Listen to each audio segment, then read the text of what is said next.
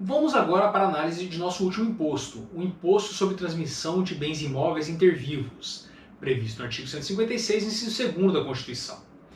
Segundo o artigo 156, inciso 2º, compete aos municípios instituir impostos sobre transmissão intervivos a qualquer título, por ato oneroso, de bens imóveis por natureza ou acessão física e de direitos reais sobre imóveis, exceto os de garantia, bem como cessão de direitos à sua aquisição. Aqui nós já podemos identificar algumas características do ITBI. Primeiro, ele incidirá tão somente em atos onerosos. Se for um ato gratuito, nós estaremos diante de uma doação, que é um imposto de competência dos estados. Ele também só incide sobre bens imóveis, não incide sobre bens móveis. Além disso, ele também incide sobre direitos reais sobre imóveis, exceto aqueles direitos reais sobre imóveis de garantia. Então, excluímos, por exemplo, a hipoteca. E, finalmente, a cessão de direitos à aquisição de bens imóveis também estão incluídos dentro da possibilidade de instituição de ITBI. O parágrafo 2º, ele traz dois incisos que trazem algumas regras extras sobre o ITBI. O inciso 2 dispõe que esse imposto compete ao município da situação do bem, o que faz sentido em razão do princípio da territorialidade. Se o bem está no município, é bastante óbvio que é esse município que terá o direito de tributar a transferência desse imóvel por meio do ITBI. Já o parágrafo 2º, inciso 1º, dispõe o seguinte, que o ITBI não incide sobre a transmissão de bens ou direitos incorporados ao patrimônio da pessoa jurídica em realização de capital, nem sobre a transmissão de bens ou direitos decorrentes de fusão, incorporação, cisão ou extinção de pessoa jurídica, salvo se, nesses casos, a atividade preponderante do adquirente for a compra e venda desses bens ou direitos, locação de bens imóveis ou arrendamento mercantil.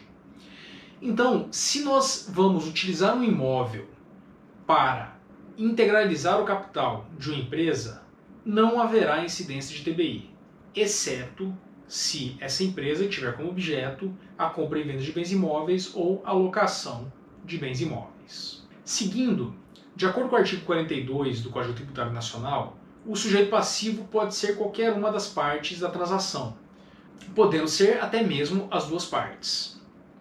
Já o artigo 134, ele estabelece uma possível responsabilização de terceiros. E o caso mais comum é a responsabilização do tabelião que está auxiliando as partes a realizar o negócio.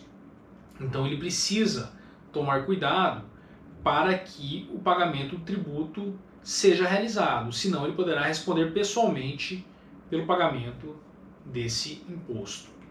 Continuando, o fato gerador é a transferência do bem imóvel por ato oneroso, ou de direito real sobre esse imóvel, ou de cessão de direito à sua aquisição. Então, havendo a transferência de bem imóvel, haverá a incidência do ITBI. Considerando que nós estamos diante de um imposto que incide sobre um ato oneroso, quando nós temos a transferência de propriedade por uso capião, por exemplo, não haverá a incidência do ITBI. Porque o uso capião é uma maneira de aquisição de propriedade que não é onerosa. Ela decorre tão somente da posse por um determinado período de tempo. Já com relação à arrematação de um bem em asta pública, haverá a incidência do ITBI. E o valor que será utilizado será o valor da própria arrematação. Na partilha de bens, como regra geral, não haverá incidência do ITBI, que a partilha de bens é tão somente a divisão dos bens entre pessoas que já eram proprietárias. Porém, se uma das partes ficar com patrimônio relacionado ao imóvel maior do que caberia a outra parte, será possível vislumbrarmos a incidência do ITBI sobre essa partilha, porque houve a transferência, por um ato oneroso, do imóvel de uma pessoa para outra. Já com relação à cessão de direitos, para que haja a incidência do ITBI, é necessário que essa cessão de direitos seja apta a realizar a transferência da titularidade do imóvel. O que significa que uma mera promessa de compra e venda de imóvel não é suficiente para fazer com que o ITBI incida. E isso foi decidido no agravo regimental no RESP 372.188, onde definiu-se que promessa de cessão de direitos à aquisição de imóvel não é fato gerador de ITBI. Então, para que haja incidência de ITBI, a cessão de direitos precisa ser suficiente a permitir a transferência da titularidade do imóvel.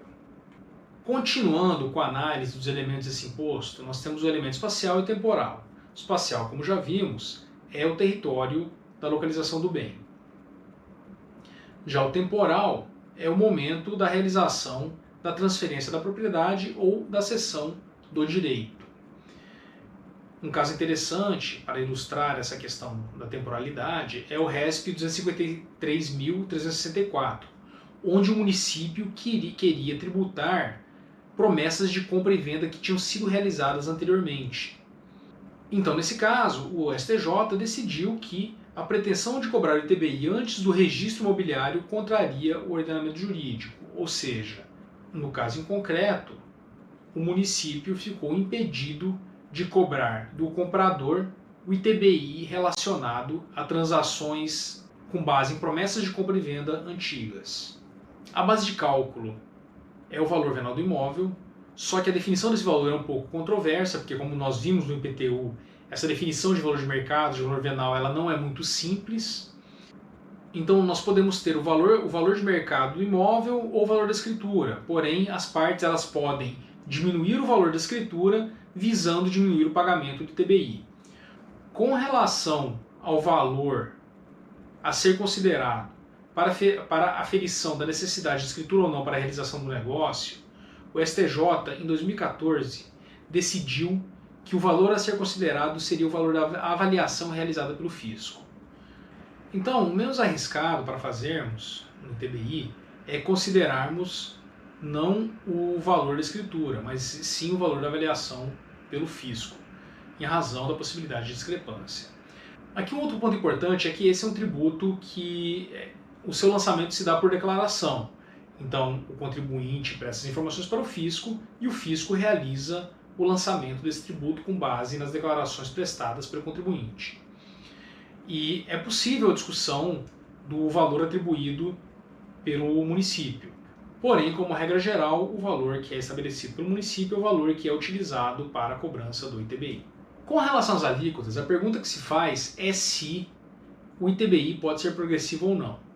E o STF decidiu em 1999, no recurso extraordinário 234.105, que o ITBI não pode ser progressivo porque ele seria um imposto real incidindo sobre o bem.